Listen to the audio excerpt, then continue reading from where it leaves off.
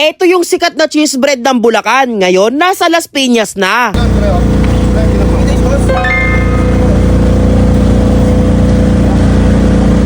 Ito nabibili.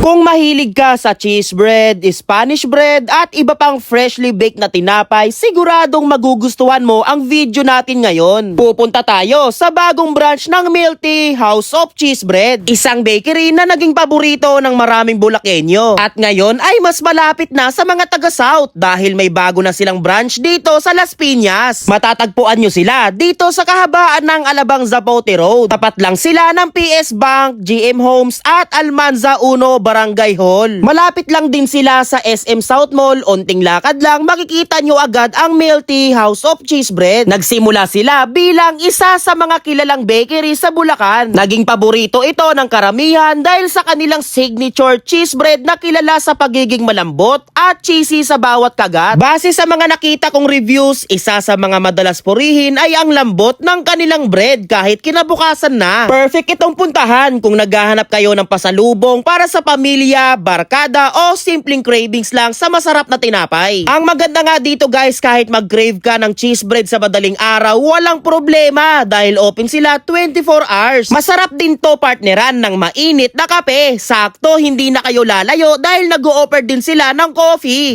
Ice or hot, meron sila. Non-coffee base, premium drinks, refreshers, available din sa kanila. Eto nga pala ang menu nila. Post nyo na lang itong video para makita nyo. At pag bumili ka dito, may pa-spin sila. Mananalo ka ng mug, tumbler, or drinks na gusto mo. Makikita na malinis at maayos ang kanilang pagawaan ng tinapay. Mahalaga ito dahil nagbibigay ito ng kumpiyansa sa mga customer na ang kanilang kinakain ay ginagawa sa isang malinis at maingat na kapaligiran. Talagang ramdam mo na hindi lang sa sarap ang kanilang prioridad, kundi pati na rin ang kalidad at kaligtasan ng kanilang mga produkto. Kaya sa mga mapapadaan dito sa Alabang Zapote Road, Las Piñas, huwag nyong kalimutan daanan ang Milty House of Cheese Bread. Kaya tara, tikman na natin ang iba't ibang klase ng bread ng Milty. Tol, kanina habang naglalakad ako sa may kalsada dito sa may Las Piñas, may nakita akong namimigay ng free taste. Free taste? Yeah, ito yung tinapay oh.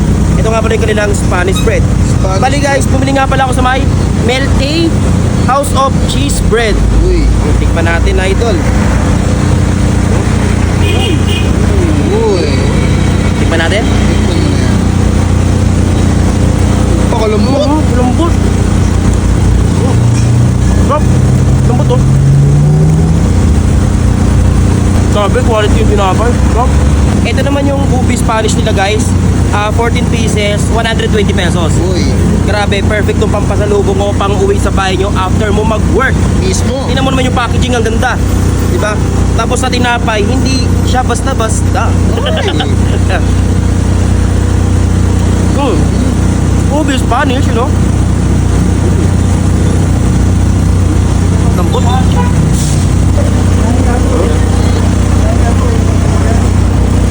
Ito naman yung kanilang cheese roll, 120 pesos, 6 na piraso. Uy. Tingnan mo naman. Ayan o, may cheese sa loob yan, idol. Tikman natin. Kapal ang cheese sa loob. Sarap ang kapal ang cheese sa loob. Ayan o. Uy, grabe nga yan.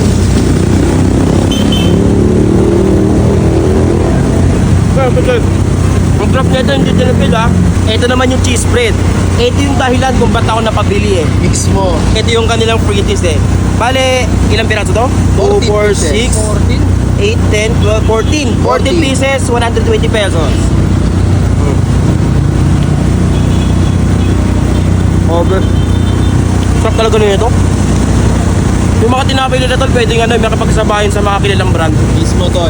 Hindi ko sasabihin ko ng brand yun tulad ng ng Goldilocks. Goldilocks. Red Ribbon, Dunkin' Donut. Kaya may pagsabayan, Kaya may pagsabayan. Lambot. Meron din sila dito pandesal. Kung mahilig kayo sa pandesal, syempre, likas sa ating mga Pilipino na kumakain ng pandesal tuwing morning. Meron nila Tapos dito man. merienda with coffee. Yes, pero ang bigat nga parang ulitin yung paggagawa Oh, laki Tol, masasarap yung pandesal mo. Alam mo kung bakit? Bag. Partneran mo ng drinks nila. Wings. Ayan oh. Straw. Straw. Meron din ko lang drinks ng milk tea. Yan o. Uy. Naka-edit ah. Naka-edit ah.